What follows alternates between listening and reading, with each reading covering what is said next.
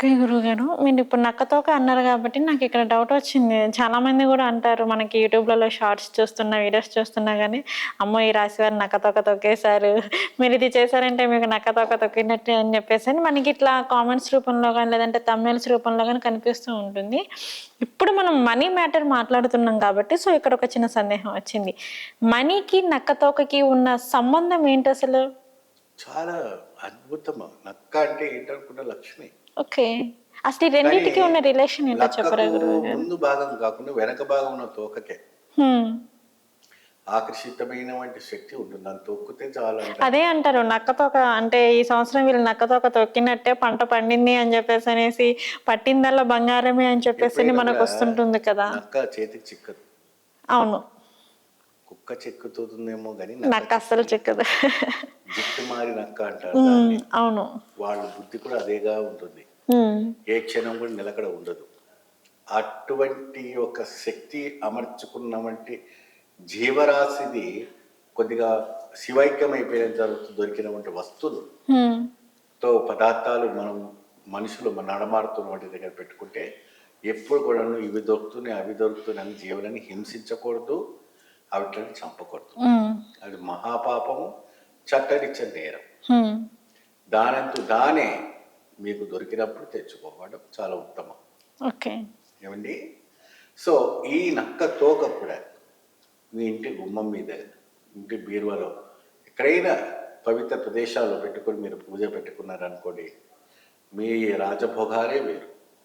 Okay. మీరు Mysore palace కొంటారా, Falaknuma palace కొంటారా, అది మీ అదృష్టాన్ని మీకు ఇచ్చేదే ఉంటుంది. ఓకే. సో, నక్కతోకకిను అండ్ మనీకి ఉన్న రిలేషన్ ఇది అంటారు. అదేనమ్మా. ఇప్పుడు నెమలి పించ, ఏనుగు దంతము, పంది దంతము, తర్వాత నక్క తోక, మరి కస్తూరి జింక, మరి కస్తూరి పిల్లి, ఇవన్నీ ఏంటంటే విశేషమైనటువంటి అరుదైనటువంటి మార్కెట్లో డబ్బులు ఇచ్చి కొనలేని వంటి వస్తువులు. అదే నాకు కూడా చాలా సార్లు డౌట్ వచ్చిందనమాట. నక్క తోక తొక్కినట్టు అనేసని అంటారు. అసలు నక్క అంటే చాలా మంది జిత్తులు మారి నక్క, చీటింగ్ చేసుకుంటూ ఇట్లా వెళ్ళిపోతుంది దీంట్లో అనేసని 2 రకాలుగా అంటారు. ఆ! ఉంటాయి. కొన్ని జాతులు దాంట్లో 4, 5 రకాలు ఓకే. ఉంటాయి. అందులో ఒక రకమైనటువంటి బాగా బూజుతో ఉన్నవంటి తోక ఉంటుంది. ఆ! అది పవర్ఫుల్ లక్ష్మి నక్క ఎక్కువ అంటారు. బూజుతో. బూరుగా ఆ! ఉండేది. ఒళ్ళంతా కూడా వెంట్రుకలు ఉండవు. హ్మ్. వెనక తోక మాత్రం లావుగా దొడ్డుగా బుజ్జుగా ఉంటాయి. హ్మ్. అది చాలా శ్రేష్టమైన. కొన్ని ఇట్లా ఈ నడుము వంగినట్టు ఉంటుంది, మూతి వికారంగా ఉంటుంది. అది పనికిరానిది. హ్మ్. ఓకే. ఓకే గురువుగారు. నాకైతే సందేహం ఉండే. బట్ నాకున్న సందేహాన్నయితే క్లియర్ చేశారు. అలాగే ఇంకొకటేంటంటే గురువుగారు, మీరిందాక నెమలి పింఛం గురించి చెప్పారు. మనకేదన్నా దొరికింది అంటే 2 వైపులా ఒకేలా ఉండాలి. అది దొరికితేనే మనకి 2 వైపులా ఒకేలా. రెండు వైపున 2 కన్నులు ఉండాలి. 2 కన్నులుండాలి. అది దొరికితేనే మనకు అదృష్టం. ఒకవైపు ఒక కన్నుండి ఇంకో వైపు గూడా ఉంది. నార్మల్‌గా ఉన్నయయితే అవన్నీ డూప్లికేట్ అనేసని చెప్పారు. డూప్లికేట్ అంటే ఊరికేనే. అలంకారానికే పనిచేస్తుంది తప్ప ఎటువంటి అదృష్టానికి పనిచేయదు అనేసని మీరు చెప్పారు కదా! అసలు నెమలి పింఛానికి ఉన్న ప్రాముఖ్యత ఏమిటి అసలు?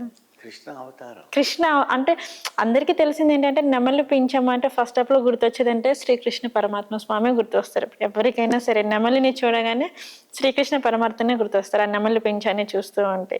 అసలు దానికున్న ప్రాముఖ్యత, ప్రఖ్యాత అసలు దాని గురించి ఒక్కసారి మాకు తెలియచేయండి గురువుగారు. నెమలి గురించి వర్ణించడానికి రోజు సరిపోదు.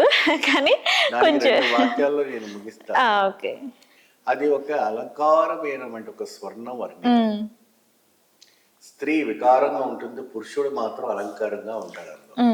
మీరు ఎప్పుడైనా కూడా ఆడ నెమలి పెంచని చూడండి, ఒక వికార రూపంగా ఉంటుంది. ఏమ్మా?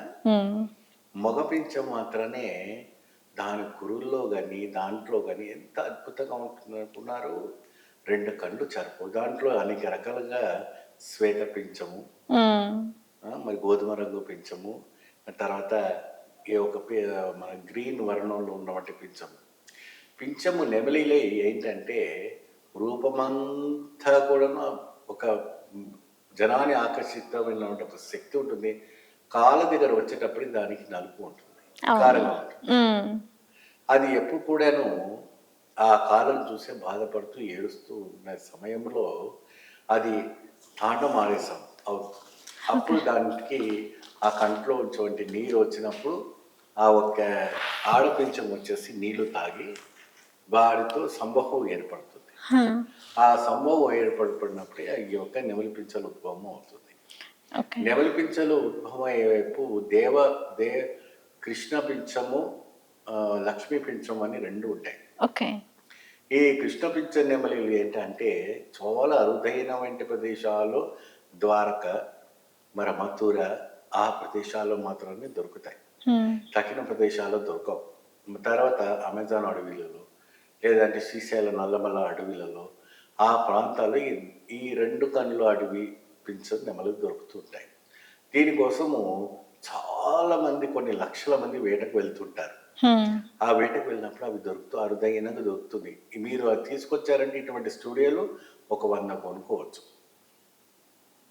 కొన్ని వేల కోట్లు కురుస్తాయి ఇంట్లో. ఎట్లా కురుస్తాయి అంటారు?